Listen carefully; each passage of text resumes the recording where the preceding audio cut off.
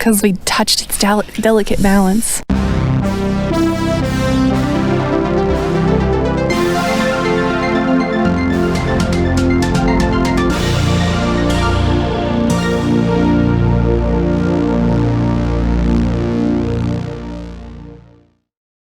How do you start your vlogs? I usually just go, hi. I'm still here.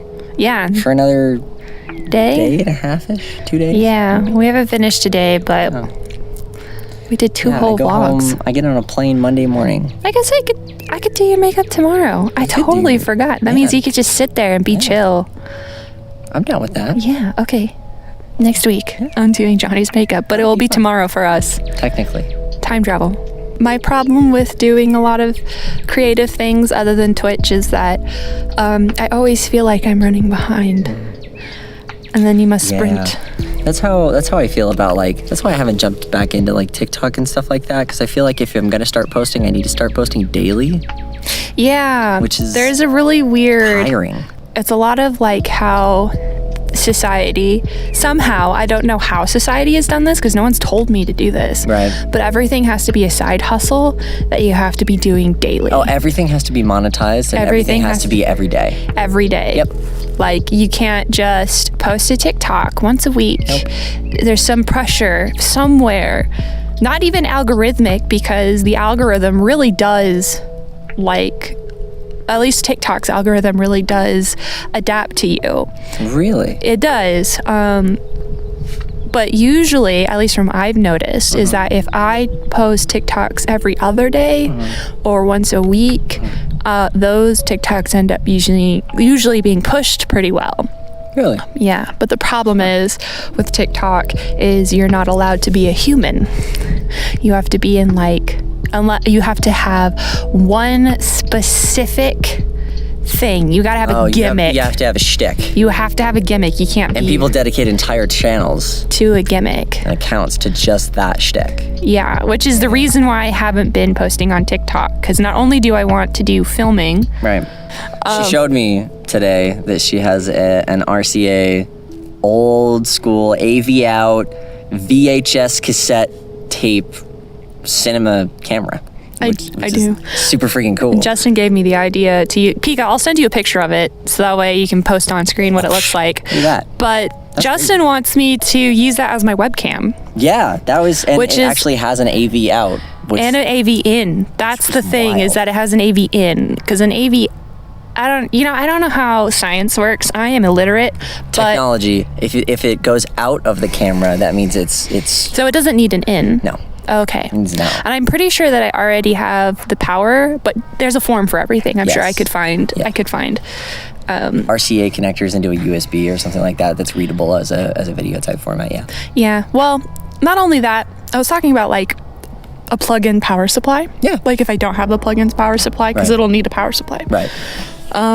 If my thing is nothing but every single aspect of my personality is just she has cannibalized RetroTech via streaming setup. That's the me. only thing that's not old is the computer. Oh yeah, my gaming computer is reaching old, but it's not quite old. I want to, if I had money and time, I wanted to get an old computer case and put new computer parts in it. I might be able to help you with that. Oh, goody. My dad keeps old stuff like that. I don't know if we still have anything left, because we've been culling and donating recently, but I do want to do a road trip one day. Yeah. To Virginia or something. To Utah, you mean? We can go from Utah to Virginia, sure. I just want to end up in New York. That's fair. The reason being is that small towns have the best thrift stores. So you just want to do a thrift store run across the country? Yes, but we'll be doing other things so that way no one knows my thing. Shh, it's a secret. Understand. My 1.5K people, watch it, okay? 1,500 people. Don't tell anybody. Don't tell anybody. When I go on a road trip and I'm making a vlog and you just see me collect junk. It's not junk. Okay, first of all, it's my junk. Stop being so judgmental. Yeah, how dare you? Gosh. Jeez, Pika. So, emotional burnout. I know. Right. For me, I'm doing nothing to help you on this It's fine. We didn't even. I just pulled out my tripod. Johnny's like, "Oh, are we gonna record a vlog?" And I was like, Yeah. well, my intention was first to poke you from a long distance, but yes, now that you say something, I will. Which she did. I'm happy to confirm. That was the first thing I did. That. She extended this little retractable click, click, click, click, click, and then she bopped me on the head. And she goes, "I'm not touching you," like a 4-year-old, like an actual child. I don't know about you, but I am an actual child. So talk about your experiences with Burnout, and then I'll bring a different perspective to it. Okay, well, my background is I've been doing content creation of some sort since I was 19. I'm 26, so 7 years. Dang. And I always forget it's been that long, but then someone will be like, "Oh yeah, I use OBS Studios, or Streamlabs OBS," and I'm over here like a fucking grandpa going, "I remember the original OBS. It didn't have studios at the end. It was just OBS." I remember OBS. I Pepperidge Farms remembers. Pepperidge Farms. I was here before. Not sponsored by Pepperidge Farms. No. But Pepperidge Farms, please reach out to us. Please, I will take the sponsorship. Yep. Any sponsorship, really. Any at all. I on Except for Twitch, huh? Except for bad stuff. Anyway. Yeah.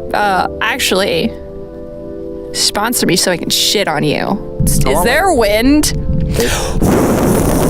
There is now. Sorry, Pika. Sorry, Pika. Anyway, emotional burnout. You've been doing it for 7 years. Yeah, dude. I've been doing it for a long time. That's a long I've privated all the videos that are like from back there, not because I don't want to, but because of a secret project that this video will be before. I'm pretty sure, because I think we can start saying that it's going to be around June-ish. We've been working on it for a little bit now. Yeah. I've drawn a lot of art for it. Pika's doing a lot of work for it. Do you want this to be the video where we say like we're gonna dedicate to June 1st? Yes. Secret Project will be released July 6th. A month and a half. Check this out. Check it. It's a Tuesday. Turn it up on a Tuesday. Yeah, cool. Tuesday, June 1st, is our new super secret project will be released. Yeah, it's a collaborative effort between me and Jonny and Pika. It's mostly Ruthie and Pika. They say that. It's mostly not me. You have to show up. That's it though. So do I. You made the theme song. Oh, Pika, put the theme song. Ready? Go.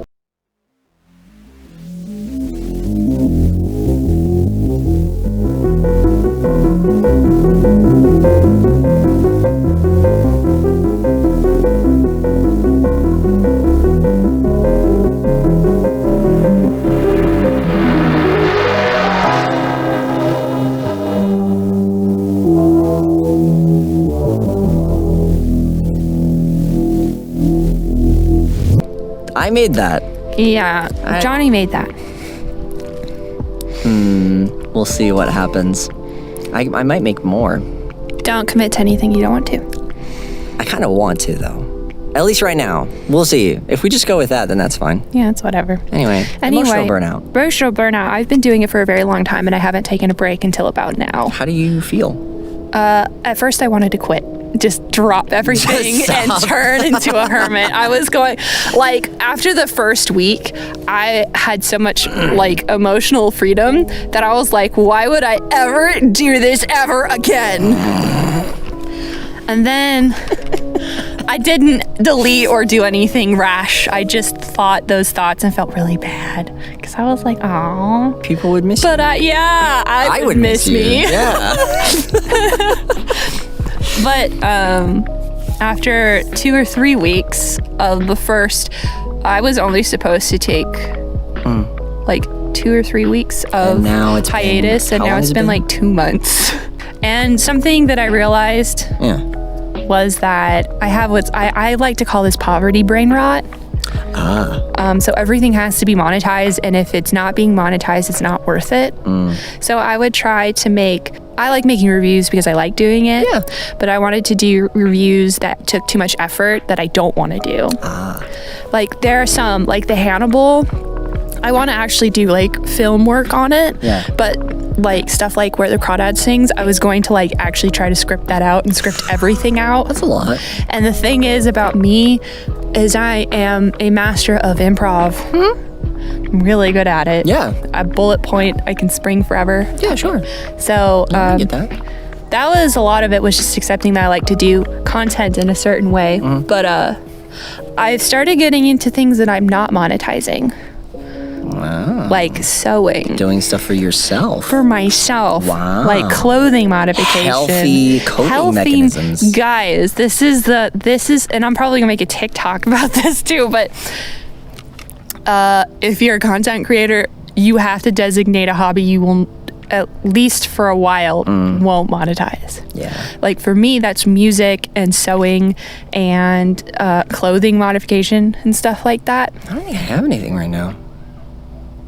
He's not following the advice. Not yet, anyway. Not yet, but I do. I like reading.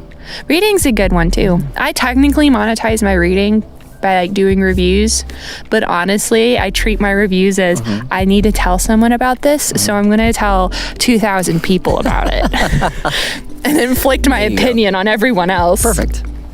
Yeah. There you go. Like Furbies are also a good non-monetizable hobby that I have. Oh, it's monetizable, but you're not monetizing it. Like I'm not trying to flip Furbies or make customs for people. Yeah. I'm literally just like, this one's my new best friend. So if you're dealing with emotional burnout, my number one advice is first take a break. Stop. Yeah. It's not that important. Right. It's not that deep, bro.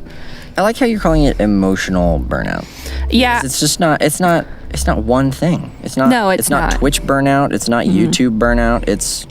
I'm emotional. And it's actually emotional. Yeah, and I think that's what a lot of people like. Ethan from Ethan Crank Gameplays. Ethan, he recently went on a break, and I don't think it was just like burnout. It's emotional burnout. Yeah. Like, because you can't be burned out from Twitch. I've been burned out from Twitch, but still wanted to do everything else. Sure. But yeah. Well, we get tired of activities and things like that. Yeah. I think I'm actually suffering from emotional burnout as well. Oh yeah. Which, I mean, obviously said that so like snarky, just like, oh yeah. Sorry. Is that how you know? Yeah. I know. Don't worry. I was waiting for you to find out. For reference, I recently went on a mission, which is something that I do in my religion. It's usually for 2 years. I came back after a year because I was big sad. The biggest sad. Yeah, but it also felt like the right decision, which was very comforting. It didn't feel like I was doing something I would regret. It felt like everything fell in line. You know what I mean? Everything turned out right. Sometimes it just works like that. Yeah, so there's not really a whole lot of guilt coming home early from that, which is really, really, really nice. The problem is that I am still tired, just emotionally, from the whole experience. I mean, just today I was like super exhausted for no reason in the middle of the day, like after like being awake for 3 hours. Yeah, he was about right. He was just like, talk about Furbies. I'm probably not going to respond. And I was like, okay, I will do this. My God-given decision. Yeah, and I just chilled out on the couch for a bit. But yeah, I'm not entirely certain how to fix it. Mostly it's just been a lot of like talking with my therapist and realizing like, oh, I've been really hard on myself and I'm not viewing myself with any compassion and a bunch of that stuff. Just placing really high standards. You know what I mean? Which is definitely something that I had to I've struggled and stopped doing. Absolutely. And the difficulty in coming back from a year-long hiatus from creating and things like that is that I come back and hope that I will kind of acclimate quickly, and in a hope to do the poverty brain, make money and not starve and not feel like a burden. It's just not going as fast as I'd hoped. Well, I mean, I've been taking like 2 or 3 months, so I think you can do that too. I'm on my second month home. And we're getting there. The problem with emotional burnout is sometimes it's just time. Yeah. Because it's like you're a farmland and you've been growing only one crop in that farmland. Not even rotating. You're not rotating your crops. I'm not rotating. So they rotate crops for like 3 seasons, and then for like a 4th season, they just like let it chill. They let it set. Yeah. So you've been not rotating or setting. Yeah. And so you got to go buy fertilizer. So I just pushed myself You pushed yourself until you as had hard nothing and to as give. fast as I could until I was like, all right, I'm out. I'll tap. That's it. I'm done. So you got to give yourself time. Since you've done that, it's not a bad. I mean, obviously it is a bad thing, but it's not unfixable. Is it a bad thing? I feel like to push yourself until you burn out, like a little star. the burnout part is the not good part. Yeah, that's the part we want to prevent. You don't want to hurt yourself. Mm-hmm. But it's also like I'm learning a lot about myself, and I wouldn't trade the experience. Like that's the reason why I I'm wouldn't go saying. back and do it better. Like I Oh, no. I love everything about what happened. Yeah, what I'm saying is that it's okay that it happens, but now you have to realize that you Now got we to have buy to your heal. fertilizer. Yeah. You got to let the pH balance of the soil come back, and then you need The to plant. nitrites, All of nitrates, that stuff, and then you got whichever one. to plant your first crop, and then see if it's enough, and then be okay if it's not, and then go buy more poo dirt and keep going. More poo dirt. Poo dirt. Gotta buy some more poo dirt. I was just talking to you about this actually. Is like I'm very used to saying yes now. Before I think I was a little bit better at judging when I should say yes and when I should say no. And after being out on this mission for a year, you just kind of get used to not really having a strong opinion and just saying yes to whatever comes your way. And that's not it's not balanced. No. And I need balance in my life. That's been a recurring theme in my life.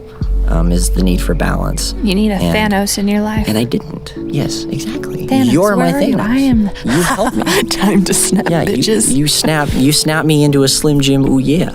Do you see me? Like physically, I was starting to like get nervous. You were like scratching just myself Like, all and right, like curling time it to on. curl up into a ball Yeah. and stop. Wow, my body language is great. Good job. Thanks. I noticed. That's a step.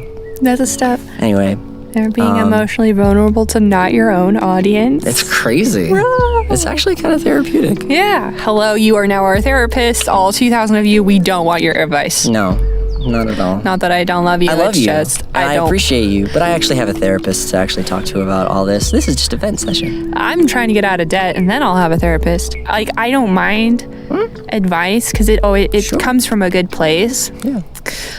But I don't want it.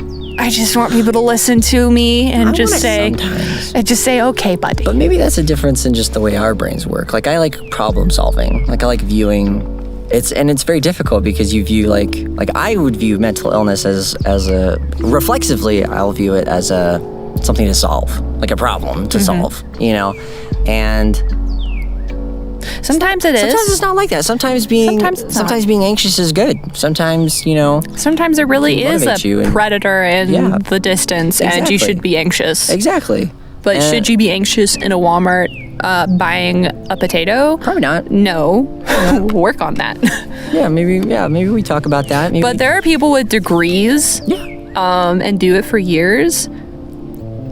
yeah. They're the ones who are supposed to problem solve. Yeah.